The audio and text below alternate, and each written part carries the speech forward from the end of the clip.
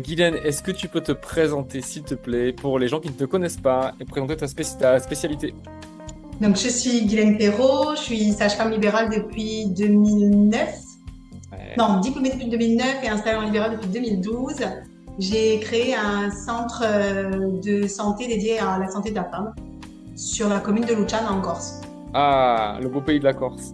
Ouais. Bon, super. Et qu'est-ce que tu fais exactement dans ce centre de santé dédié à la femme? Quelles activités sont en place dans le centre? Alors, plusieurs choses. On fait des consultations de suivi de grossesse et moi, j'ai un DU en suivi gynécologique, donc je fais beaucoup de consultations gynéco chez les patientes à tout âge, qu'elles aient 15 ans, 40 ans ou 70 ans.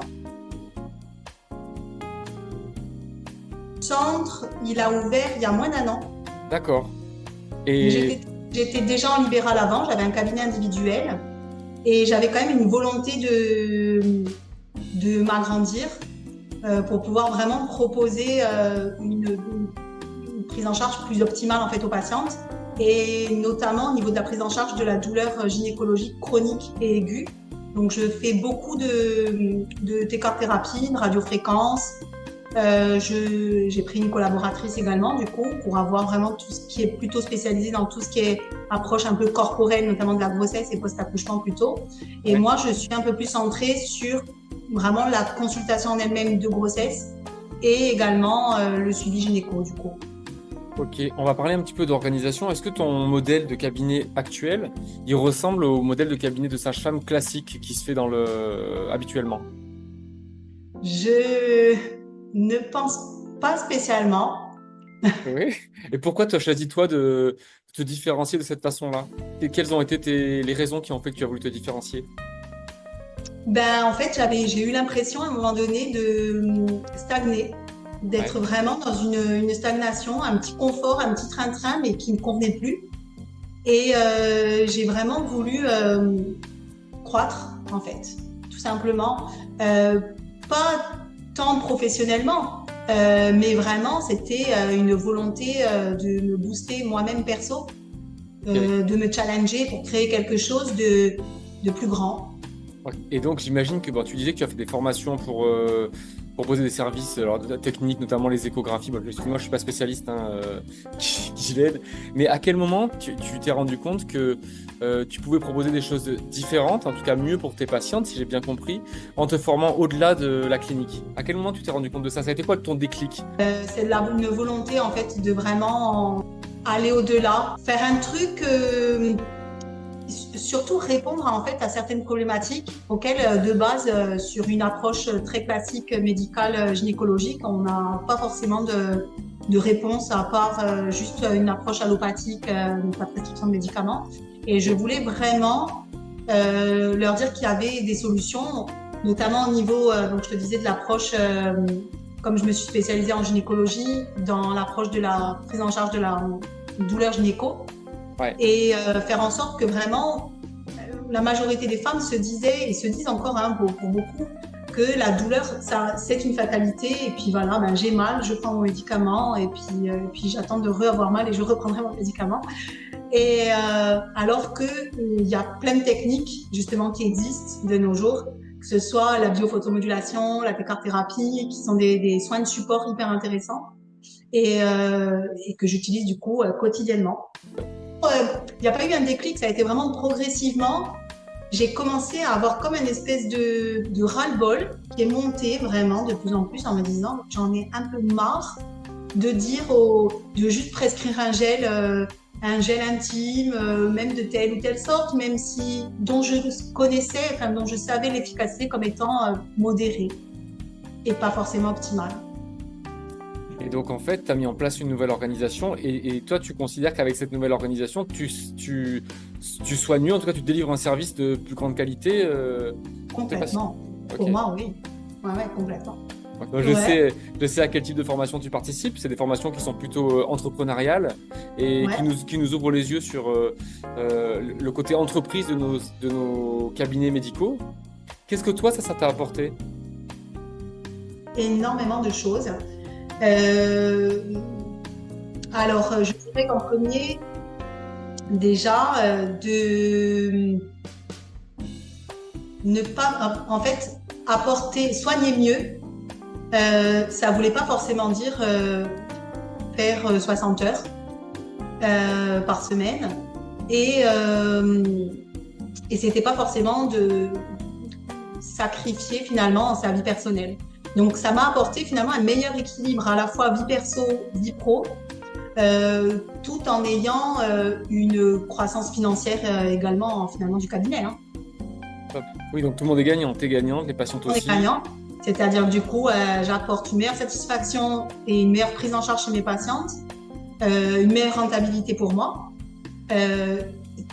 sans sacrifier pour autant ma vie perso et ma vie familiale qui était hyper importante. Je ne sais pas si tu vas pouvoir répondre, mais est-ce que tu penses que ton approche, elle est assez novatrice pour les sages-femmes? Est-ce que c'est quelque chose qui se fait beaucoup, pas trop? Est-ce que tu es un ovni? Un petit ovni quand même. Ouais, je pense que je suis un ovni. Bon, je pense qu'il y en a quand même quelques-unes hein, qui pensent comme moi, notamment des nouvelles sages-femmes qui ont vraiment cette volonté, cette volonté d'avoir à la fois quand même de gagner de l'argent hein, et tout en soignant bien et sans sacrifier leur vie perso.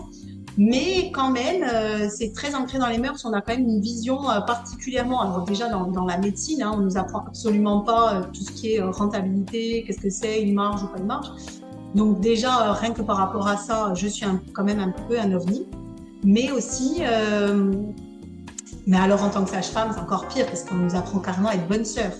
Donc Oui. quand tu fais sage-femme, tu fais ça par conviction et absolument pas pour l'argent ou quoi que ce soit. Sauf qu'à un moment donné, on monte un cabinet, il faut quand même qu'il y ait un minimum de rentabilité derrière. Et ça ne veut pas dire que parce qu'on veut avoir un cabinet rentable, qu'on est juste avide d'argent. Et en fait, moi, mon premier désir, c'est vraiment d'améliorer le confort de vie des femmes. Ok, c'est Faire super. bien mon job. Et j'adore mon métier au quotidien. Voilà. J'adore comment je le fais. Ça se voit. Et est-ce que tu aurais du coup un conseil à donner à des jeunes consoeurs ou confrères, parce que il y a de plus en plus de garçons qui sont dans cette voie-là, Ouais. qui se lancent dans le libéral. Quel conseil tu aurais à leur donner? Ça fait quoi 2009 diplômée. 16 ans, ça fait 16 ans, cher Ouais, Guylaine. 2000, ouais, ça fait 16 ans que je suis sage-femme, du coup, ça va faire 16 ans exactement. Qu'est-ce que j'aurais à leur donner? Ben, en fait, que déjà le premier truc, c'est que je dirais que le premier conseil, c'est la gestion quand même finalement d'un planning pour avoir à la fois et de s'y tenir quand même à son planning et à son timing. Et à un moment donné, le principal défaut en premier des sages-femmes libérales, c'est de vouloir trop faire en une seule consultation. Et à la fois, c'est beaucoup trop d'informations pour les femmes. Et en même temps, donc voilà, il y en a beaucoup, enfin, la moitié, même pas la moitié, 90% des informations se perdent. Et, euh, et, et en fait, la perte de rentabilité, elle est énormément rien que par rapport à ça. Voilà. Donc je dirais l'optimisation finalement de leur temps, tout en étant sur quelque chose de qualitatif au niveau de la consultation. Donc évidemment, il ne faut pas hésiter à déléguer tout ce qui n'est pas finalement de notre zone de génie. Voilà. Bon, du coup, je vais être assez direct. Moi, j'organise un séminaire, tu sais, pour les professionnels de santé, les médecins, les sages-femmes et les dentistes, dans lequel il y a une approche plus entrepreneuriale. Donc, on va parler de gestion du temps, de gestion financière, de comment mieux informer ses patients, de comment bien préparer sa retraite aussi. C'est quelque chose qui revient souvent. Qu'est-ce que toi, tu penses de ce type d'événement?